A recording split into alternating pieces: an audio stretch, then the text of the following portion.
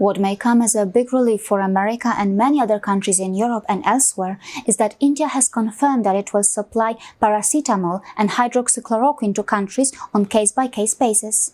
These are tough times, and many countries are thinking very selfishly. But for now, it appears that finally, the pharmacy of the world is rising to the occasion. India's Ministry of External Affairs spokesperson Anurag Srivastava said that in view of the humanitarian aspects of the COVID-19 pandemic, it has been decided that India would license paracetamol and hydroxychloroquine in appropriate quantities to all our neighboring countries who are dependent on our capabilities.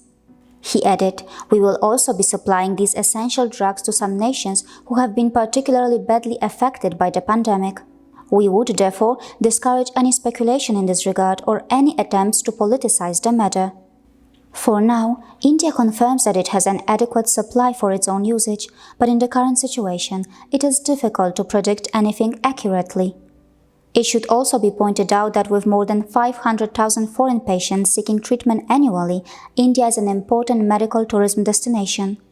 Due to the ban on air travel, patients who used to travel abroad for treatment are now forced to stay home and look for treatment within their own nations.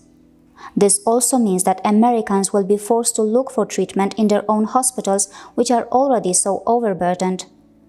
There is no doubt that America is in a desperate situation.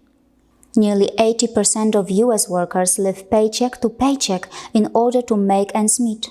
A report revealed that 46% of Americans could not even cover a $400 emergency expense. They would have to cover it by selling something or by borrowing money. Even those Americans who have health insurance often find it difficult to pay the amount that is required before the insurance plan starts to pay. It was found that half of all insurance policyholders in the USA faced a deductible of at least $1,000.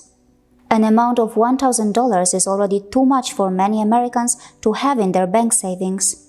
In 2016, a survey by Go Banking Rates revealed that 34% of Americans have no money in the bank, and 69% of Americans do not even have $1,000 in savings.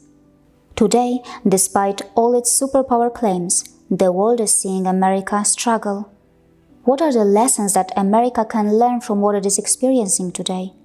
What are the lessons that developing nations can learn from this? Should developing countries continue to follow the American healthcare model blindly? See you again.